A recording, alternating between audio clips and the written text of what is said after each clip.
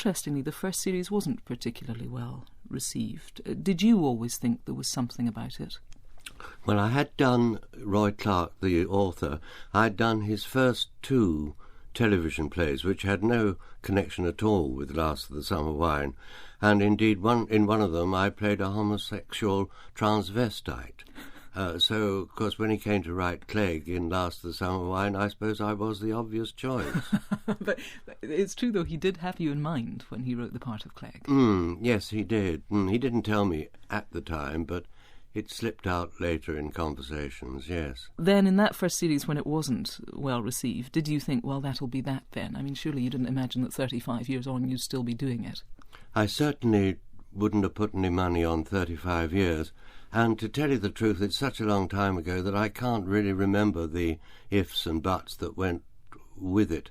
I do know when we went up to Yorkshire to do this first one, we had Michael Bates, Bill Owen and me as the 3 men, and Jimmy Gilbert was the director.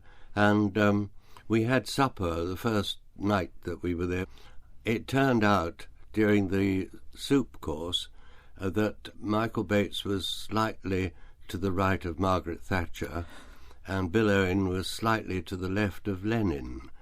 And within minutes, literally within minutes, they were shouting at each other. And it was not only embarrassing, but of course it was to me quite incomprehensible, since I've never had a political thought in my life. But Jimmy Gilbert got up after a few minutes of this and took them outside. And when he came back, all was quiet. And later, much later, I mean days, weeks later, I said to him, what actually happened then? And he said, oh, well, I took them outside. And I said, this has got to stop.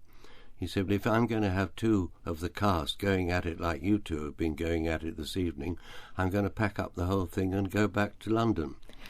And that was all they needed, really, to shut up, and they never talked politics ever again.